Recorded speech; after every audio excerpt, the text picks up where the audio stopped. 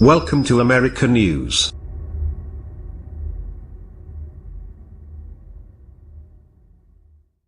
Bigstock There is a new book out with a title that in 8 words explains a good part of the mess that school reform based on standardized tests has been in recent years.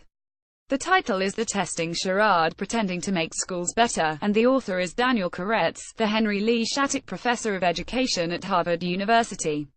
Koretz is an expert on educational assessment and testing policy, and he has focused his work on the consequences of high-stakes testing. Before going into academia, he taught emotionally disturbed students in public elementary and junior high schools. The school accountability movement has relied in large part on standardized test scores to evaluate students, schools, teachers, principals and districts. It started under the No Child Left Behind Act, which went into effect in 2002 under President George W. Bush, grew during the Obama administration and is continuing with somewhat less fervor today. The movement led to classrooms dominated by test prep and a severe narrowing of the curriculum to a primary focus on subjects being testing, reading and math.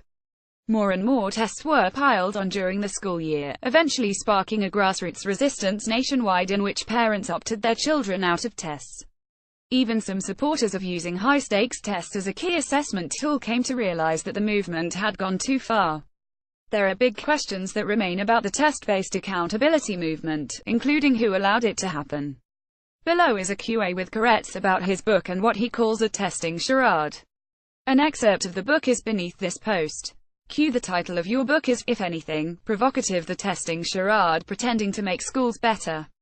That sounds like a slam on the entire standardized testing accountability movement that started with George W. Bush and moved into the Obama administration. Is it a yes? It is a critique of the entire test-based accountability movement, in fact, going back years before George Bush and NCLB No Child Left Behind. If you line up the effects of this approach, the answer is clear: it has been a failure. The improvements it has produced have been limited, and these are greatly outweighed by the serious damage it has done.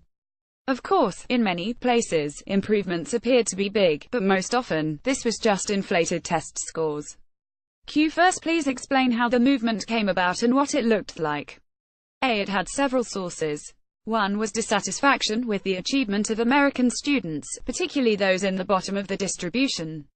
Another was a widespread view that schools didn't hold educators accountable in a useful way, an opinion that I share. Yet another was a simplistic notion of how tests could be used to provide more accountability. The resulting policies and practices took many different forms over the years, but the basic principle has stayed the same: give a few tests and mete out punishments and rewards based on scores. Why do you call it a charade? Because many people have been pretending that test-based accountability has been working as promised. Faced with pressure to raise scores, many educators cut corners, and one result was badly inflated score gains. Some cheated, but much of the fake improvement has been produced by bad test prep that isn't considered cheating.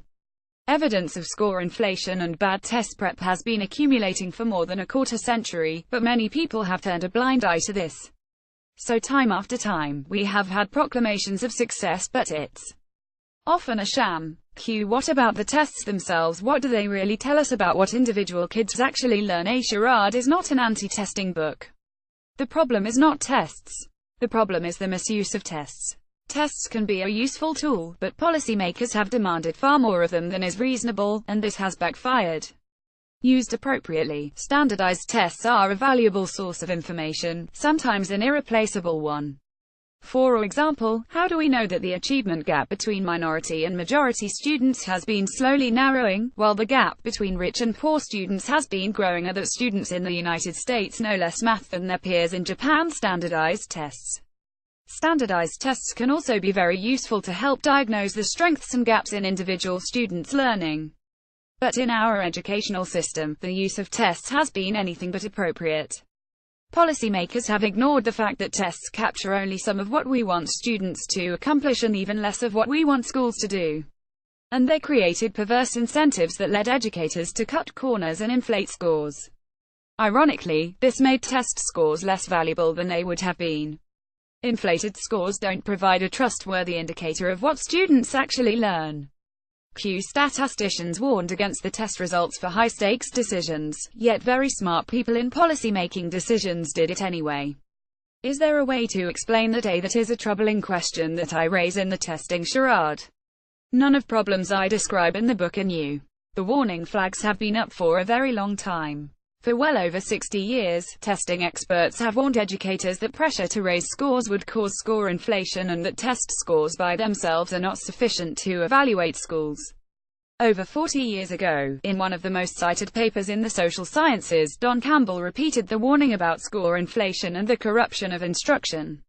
As I note in Charade, studies documenting bad test prep and score inflation in response to high-stakes testing started appearing almost 30 years ago, and the first study documenting more severe score inflation among disadvantaged students, and, hence, illusory improvements in achievement gaps, was published more than 15 years ago. And very consistent evidence of these problems continue to accumulate over the years. So your question is right on target. Why did people persist with this approach despite all of those warnings and all of the evidence? Just based on my own experience, I think it was for several reasons. Some policymakers simply didn't know. Most don't read social science and many have no experts on hand to warn them. Others were confronted with the evidence but blew it off, like the superintendent I mention in the testing charade who told me that there couldn't be a problem with score inflation in his district because the gains were too rapid. Some did understand the problem, but were hamstrung by political constraints, particularly after the enactment of No Child Left Behind. A few tried to confront the problems head-on, but, given the constraints they faced, there wasn't a great deal they could do. And, finally, I have to point the finger at some social scientists and testing experts. Many chose to downplay or simply ignore the problem.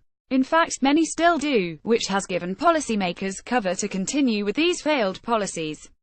Correction: the study documenting more severe score inflation among disadvantaged students, and, hence, illusory improvements in achievement gaps, was published more than 15 years ago, not more than 25 years ago, as an earlier version said.